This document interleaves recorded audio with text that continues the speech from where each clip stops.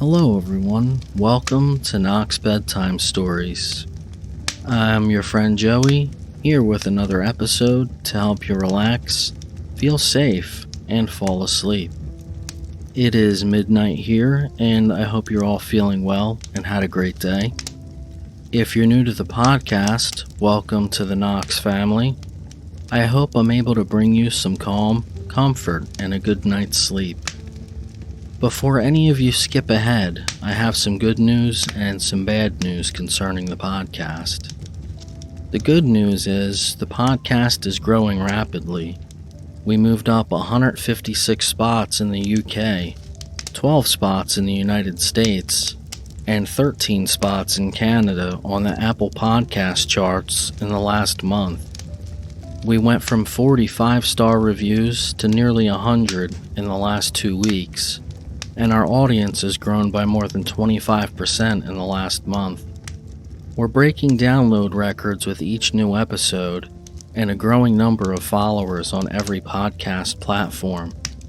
The bad news is, I've put over 2,500 hours into the podcast since I first created it, and hundreds of dollars of my own money. Some of my equipment is breaking down. I need a better microphone, and I still find myself working, sometimes, 50 plus hours a week for free to help all of you get a good night's sleep. This week, for example, I have a regular episode due and a Patreon episode, both of which are long stories.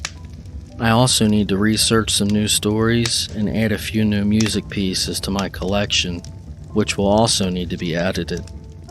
I don't think people realize just how much work goes into this show, from searching for new stories without triggers, new music, editing, post-production, writing, and so on. But you can help by becoming a patron of the podcast. The more that sign up, the better the podcast will become, and it will take a lot of stress off of me. I'm having a hard time sleeping from all the stress. Remember, I have bipolar 1, and it gets worse during the winter. I wanted to buy a light box for myself to use while I work on the podcast, but I had to spend the money on the podcast hosting and my website host. So if you get value out of the podcast, would like extra benefits like exclusive episodes, votes, recognition of your contribution, and more, you can go to knoxbedtimestories.com and click on the Patreon link, or patreon.com/knoxbedtimestories. There are 3 tiers, and each tier has greater rewards starting from just $1 a month. I thank everyone in advance for your patronage, so we can continue to improve the quality of the podcast and keep it free for others to enjoy. Okay. Let's take a step back and get back to helping you fall asleep. Right now, nothing exists except you, me, this beautiful fireplace, and the warm, safe bed, couch, or floor you're laying on. Tonight's story is called A Point in Morals, which is a story I've wanted to do for a while, but my Kindle died and I lost it. My question to all of you by the end of the story is, would you make the same decision? I'm pretty sure I would, and would love to hear your thoughts on it.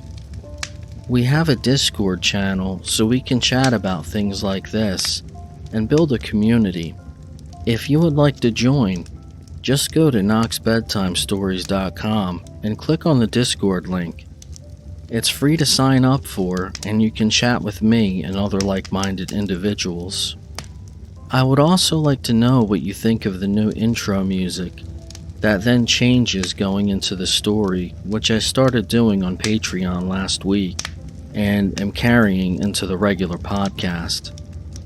I know that was a lot of information to take in, so we're going right into tonight's story, A Point in Morals, set to sleep-inducing music in this beautiful fireplace. If you're not already laying down, please do so in whatever way is comfortable, and let's begin. The question seems to be, began the Englishman. He looked up and bowed to a girl in black, who had just come in from deck and was taking the seat beside him. The question seems to be, the girl was having some difficulty in removing her coat, and he turned to assist her. "In my opinion," remarked the distinguished alienist, who was returning from a vacation in Vienna, "the question is whether or not civilization is defeating its own aims in placing an exorbitant value on human life." As he spoke, he leaned forward authoritatively and accented his words with foreign precision. "You mean that the survival of the fittest is checkmated?" remarked a young journalist traveling in the interest of a New York daily. "That civilization should practice artificial selection, as it were?" The alienist shrugged his shoulders deprecatingly. "My dear sir," he protested, "I mean nothing. It is the question that means something." "Well, as I was saying," began the Englishman again, reaching for the salt and upsetting a spoonful, "the question seems to be whether or not, in any circumstances, the saving of a human life may become positively immoral." "Upon that point," began the alienist, but a young woman in a white dress who was seated on the captain's right interrupted him. "How could it?" she asked. "At least, I don't see how it could. Do you, Captain?" "There is no doubt," remarked the journalist, looking up from a conversation he had drifted into with a lawyer from one of the western states, "that the more humane spirit pervading modern civilization has not worked wholly for good in the development of the species. Probably, for instance, if we had followed the Spartan practice of exposing unhealthy infants, we should have retained something of the Spartan hardihood. Certainly, if we had been content to remain barbarians, both our digestions and our nerves would have been the better for it, and melancholia would perhaps have been unknown. But at the same time, the loss of a number of the more heroic virtues is overbalanced by an increase of the softer ones. Notably, human life has never before been regarded so sacredly." "On the other side," observed the lawyer, lifting his hand to adjust his eyeglasses, and pausing to brush a crumb from his coat, "though it is all very well to be philanthropic to the point of pauperizing half a community, and of growing squeamish about capital punishment, the whole thing sometimes takes a disgustingly morbid turn. Why, it seems as if criminals were the real American heroes. Only last week, I visited a man sentenced to death for the murder of his 2 wives, and by Jove, the place was literally besieged by women sympathizers. I counted 6 bunches of roses in his cell and at least 50 notes." "Oh, but that is a form of nervous hysteria," said the girl in black, "and must be considered separately. Every sentiment has its fantastics, philanthropy as well as religion. But we can't judge a movement by a few overwrought disciples." "Why not?" asked the Englishman quietly. He was a middle-aged man with an optimistic expression and a build of comfortable solidity. "But to return to the original proposition, I suppose we all accept as a self-evident truth the axiom that the highest civilization is the one in which the highest value is placed upon individual life." "And happiness," added the girl in black. "And happiness," assented the Englishman.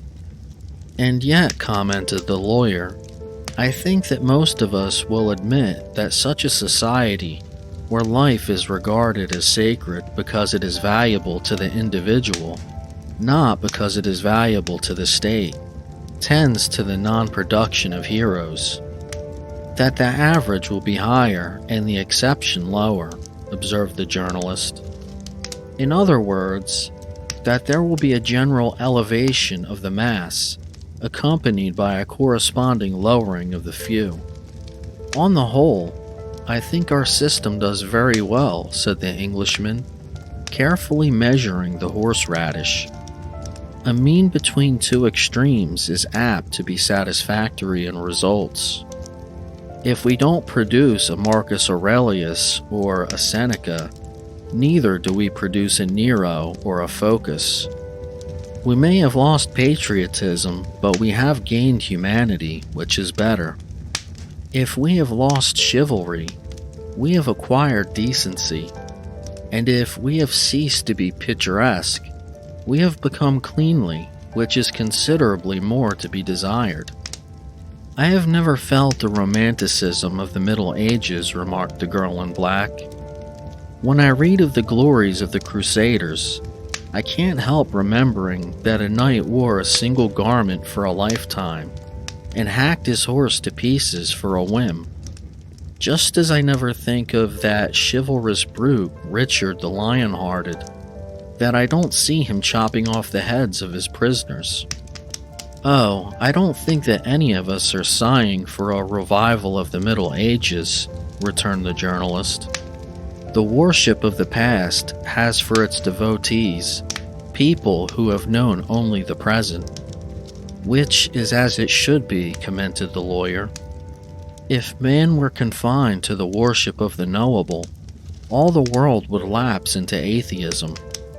Just as the great lovers of humanity were generally hermits, added the girl in black. I had an uncle who used to say that he never really loved mankind until he went to live in the wilderness. I think we're drifting away from the point, said the alienist. Was it not? Can the saving of a human life ever prove to be an immoral act? I once held that it could. Did you act upon the theory? Asked the lawyer, with rising interest. I maintain that no proposition can be said to exist until it is translated into action. Otherwise, it is an embryonic state merely. The alienist laid down his fork and leaned forward. He was a notable-looking man of some 30-odd years, who had made a sudden leap into popularity through several successful cases. He had a nervous, muscular face, with singularly penetrating eyes and hair of light sandy color. His hands were white and well-shaped. It was some years ago, he said, bending a scintillant glance round the table. If you will listen. There followed a stir of assent, accompanied by a nod from the young woman on the captain's right. I feel as if it would be a ghost story, she declared. It is not a story at all, returned the alienist, lifting his wine glass and holding it against the light. It is merely a fact. Then he glanced swiftly round the table as if challenging attention. As I said, he began slowly, it was some few years ago. Just what year it was does not matter, but at that time I had completed a course at Heidelberg and expected shortly to set out with an exploring party for South Africa. It turned out afterward that I did not go, but for the purpose of the present story, it is sufficient that I intended to do so and had made my preparations accordingly. At Heidelberg, I had lived among a set of German students who were permeated with the metaphysics of Schopenhauer, von Hartmann, and the rest, and I was pretty well saturated myself. At that age, I was an ardent disciple of pessimism. I am still a disciple, but my ardor has abated, which is not the fault of pessimism, but the virtue of middle age. A man is called conservative when he grows less radical, interrupted the journalist. Or when he grows less in every direction, added the Englishman, except in physical bulk. The alienist accepted the suggestion with an inclination and continued. One of my most cherished convictions, he said, was to the effect that every man is the sole arbiter of his fate.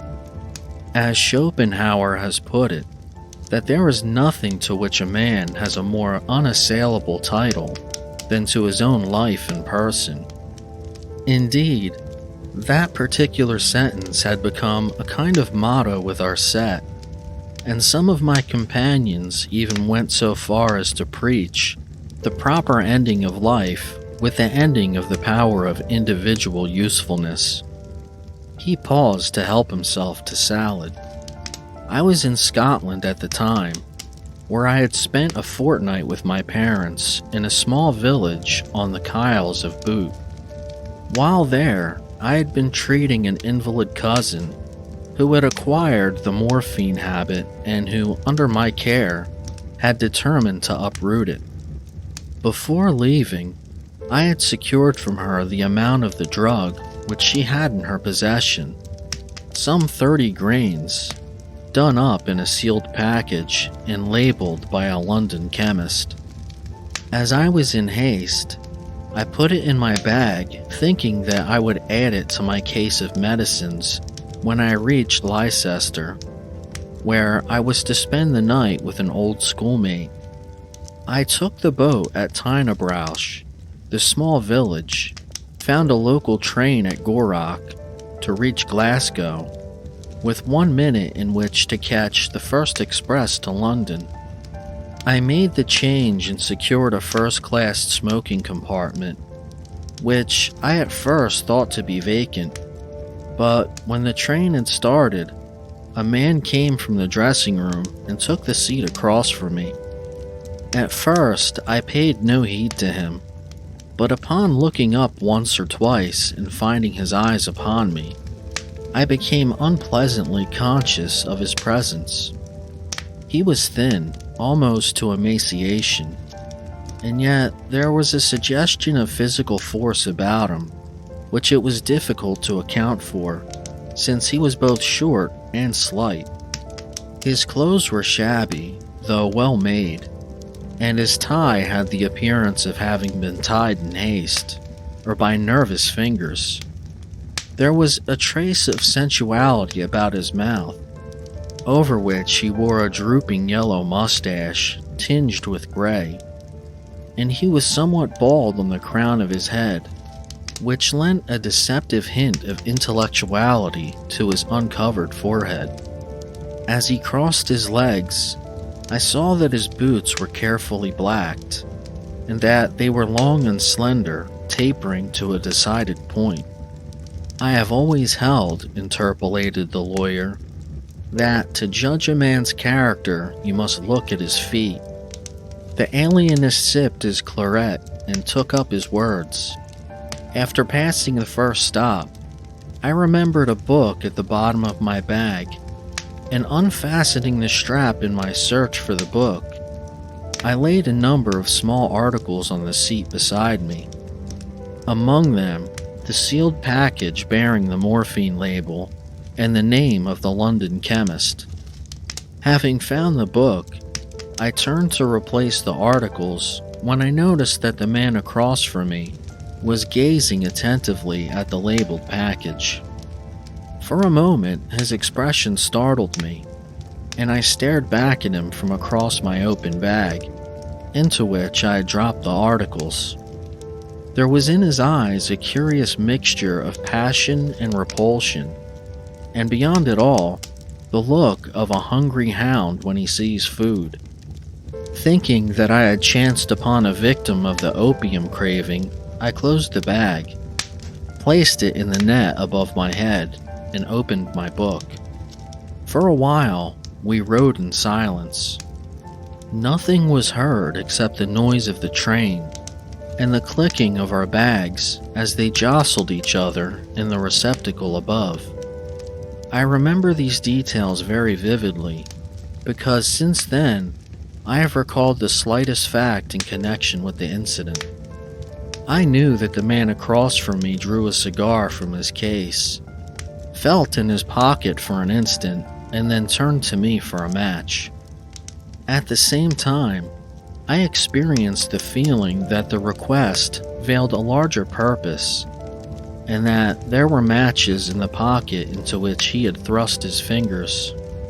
But as I complied with his request, he glanced indifferently out the window, and following his gaze, I saw that we were passing a group of low-lying hills, sprinkled with stray patches of heather, and that across the hills, a flock of sheep were filing, followed by a peasant girl in a short skirt. It was the last faint reminder of the highlands. The man across from me leaned out, looking back upon the neutral sky, the sparse patches of heather, and the flock of sheep. "What a tone the heather gives to the landscape," he remarked, and his voice sounded forced and affected. I bowed without replying, and as he turned from the window and a draft of cinders blew in, I bent forward to lower the sash. In a moment he spoke again. "Do you go to London?" "To Leicester," I answered, laying the book aside, impelled by a sudden interest. "Why do you ask?" He flushed nervously. Nothing," he answered, and drew away from me. Then, as if with swift determination, he reached forward and lifted the book I had laid on the seat. It was a treatise of von Hartmann's in German. "I had judged that you were a physician," he said, "a student, perhaps, from a German university?" "I am." He paused for an instant and then spoke in absent-minded reiteration. "So you don't go to London?" "No," I returned impatiently. "Can I do anything for you?" He handed me the book, regarding me resolutely as he did so. "Are you a sensible man?" I bowed. "And a philosopher?" "In amateur fashion." With feverish energy, he went on more quickly. "You have in your possession," he said, "something for which I would give my whole fortune." He laid 2 half-sovereigns and some odd silver in the palm of his hand. "This is all I possess," he continued, "but I would give it gladly." I looked at him curiously. "You mean the morphine?" I demanded. He nodded. "I don't ask you to give it to me. I only ask—" I interrupted him. "Are you in pain?" He laughed softly, and I really believe he felt a tinge of amusement.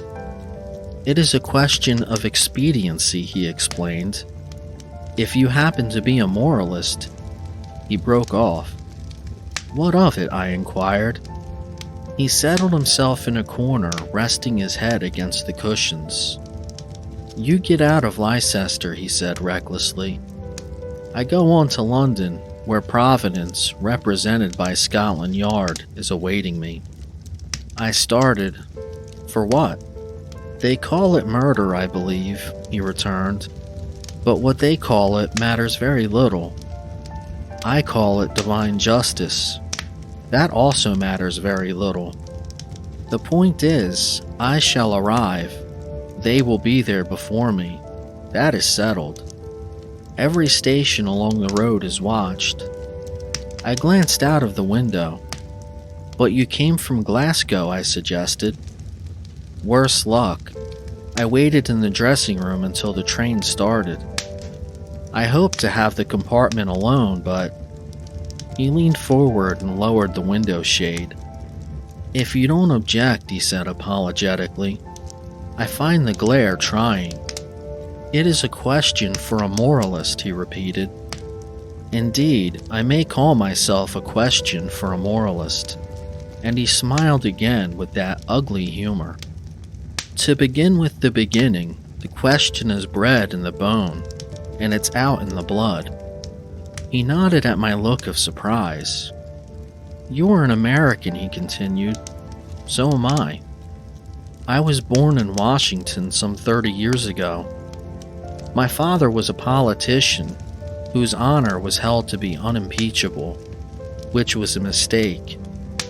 His name doesn't matter, but he became very wealthy through judicious speculations in votes and other things. My mother has always suffered from an incipient hysteria, which developed shortly before my birth. He wiped his forehead with his handkerchief and knocked the ashes from his cigar with a flick of his finger. The motive for this is not far to seek, he said, with a glance at my traveling bag. He had the coolest bravado I have ever met. As a child, he went on, I gave great promise. Indeed, we moved to England that I might be educated at Oxford. My father considered the ecclesiastical atmosphere to be beneficial.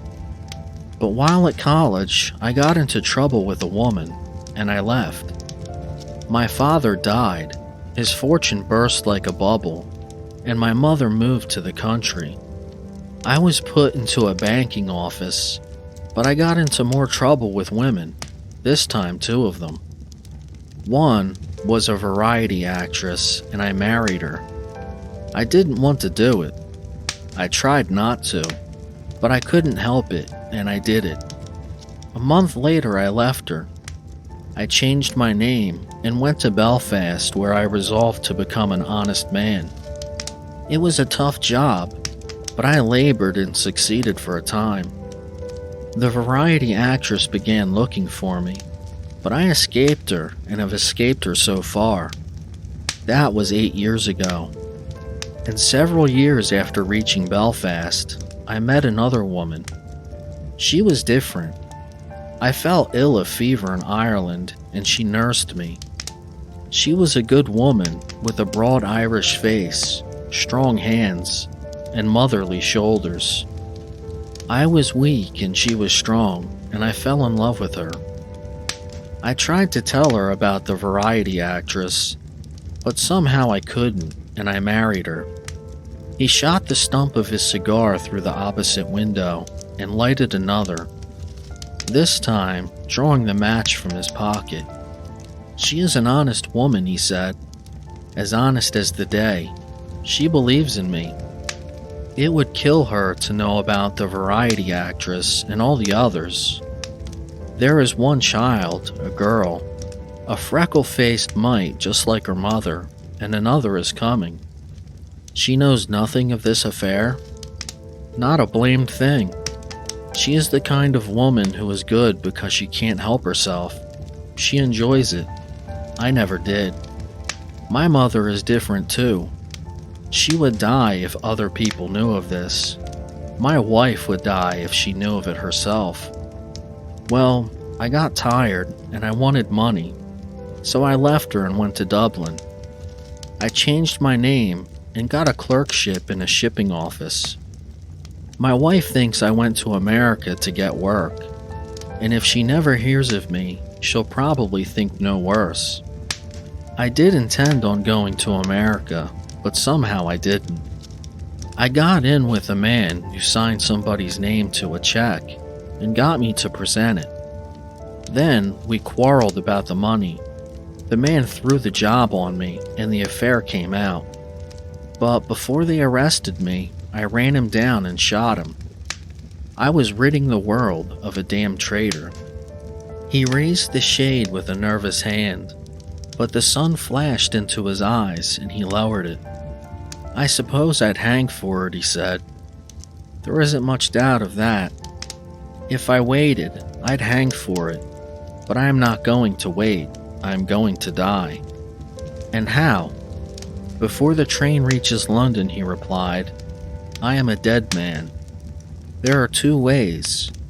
I might say 3, except that a pitch from the carriage might mean only a broken leg. But there is this. He drew a vial from his pocket and held it to the light.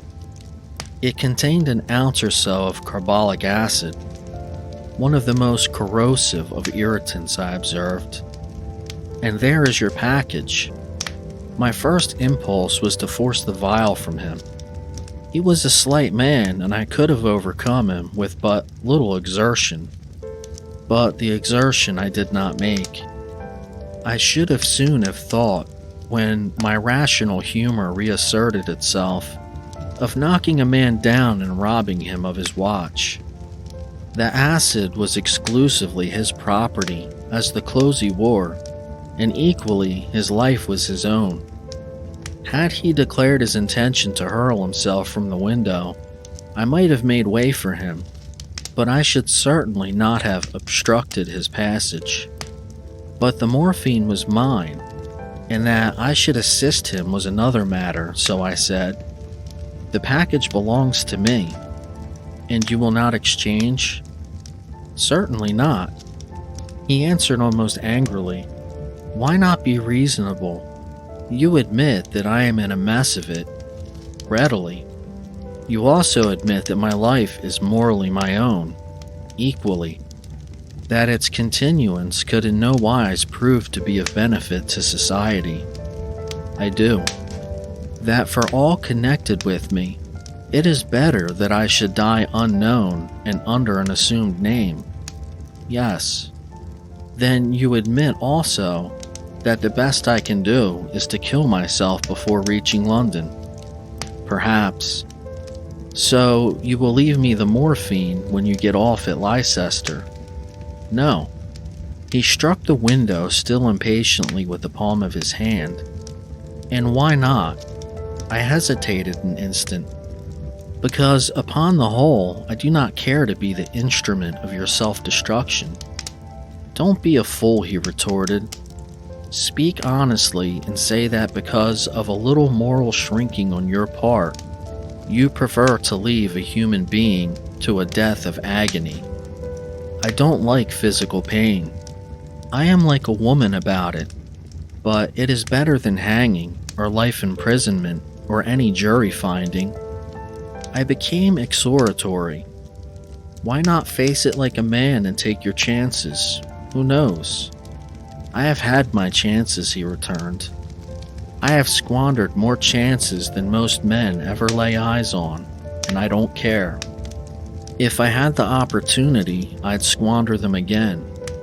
It is the only thing chances are made for." "What a scoundrel you are!" I exclaimed. "Well, I don't know," he answered. "There have been worse men. I never said a harsh word to a woman, and I never hit a man when he was down." I blushed. "Oh, I didn't mean to hit you," I responded. He took no notice. "I like my wife," he said. "She is a good woman, and I do a good deal to keep her and the children from knowing the truth. Perhaps I'd kill myself even if I didn't want to. I don't know, but I am tired, damn tired. And yet you deserted her." "I did. I tried not to, but I couldn't help it. If I were free to go back to her tomorrow, unless I was ill and wanted nursing, I'd see that she had grown shapeless and that her hands were coarse." He stretched out his own, which were singularly white and delicate. "I believe I'd leave her in a week," he said. Then, with an eager movement, he pointed to my bag. "That is the ending of the difficulty," he added. "Otherwise, I swear that before the train gets to London, I will swallow this stuff and die like a rat. I admit your right to die in any manner you choose, but I don't see that it is my place to assist you. It is an ugly job." "So am I," he retorted grimly. "At any rate, if you leave the train with that package in your bag, it will be cowardice, sheer cowardice. And for the sake of your cowardice, you will damn me to this." He touched the vial. "It won't be pleasant," I said, and we were silent. I knew that the man had spoken the truth. I was accustomed to lies and had learned to detect them. I knew also that the world would be well rid of him and his kind. Why I should preserve him for death upon the gallows, I did not see. The majesty of the law would be in no way ruffled by his premature departure, and if I could trust that part of his story, the lives of innocent women and children would, in the other case, suffer considerably. And even if I and my unopened bag alighted at Leicester, I was sure that he would never reach London alive. He was a desperate man. This I read in his set face, his dazed eyes, his nervous hands. He was a poor devil, and I was sorry for him. Why then should I contribute my refusal to comply with his request? An additional hour of agony to his existence. Could I, with my pretense of philosophic freedom, alight at my station, leaving him to swallow the acid and die like a rat in a cage before the journey was over? I remembered that I had once seen a guinea pig die from the effects of carbolic acid, and the remembrance sickened me. As I sat there listening to the noise of the slackening train, which was nearing Leicester, I thought of 100 things. I thought of Schopenhauer and von Hartmann. I thought of the dying guinea pig. I thought of the broad-faced Irish wife and the 2 children. Then, Leicester flashed before me, and the train stopped. I rose, gathered my coat and rug, and lifted the volume of von Hartmann from the seat. The man remained motionless in the corner of the compartment, but his eyes followed me. I stooped, opened my bag, and laid the chemist package on the seat. Then I stepped out, closing the door after me. As the speaker finished, he reached forward, selected an almond from the stand of nuts, fitted it carefully between the crackers, and cracked it slowly. The young woman in the white dress started up with a shudder. "What a horrible story," she exclaimed, "for it is a story after all, and not a fact."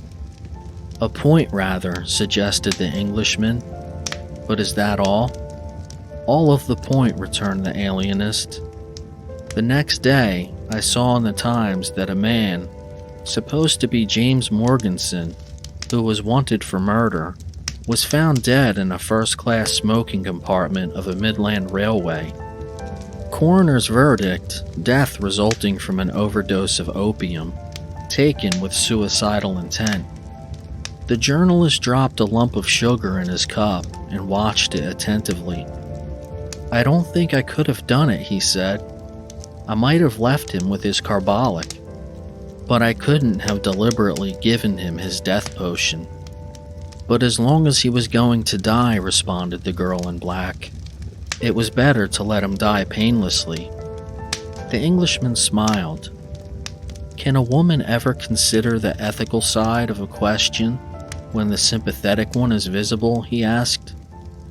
The alienist cracked another almond. "I was sincere," he said.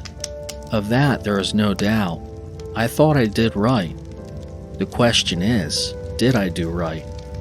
"It would have been wiser," began the lawyer argumentatively, "since you were the stronger, to take the vial from him and leave him to the care of the law."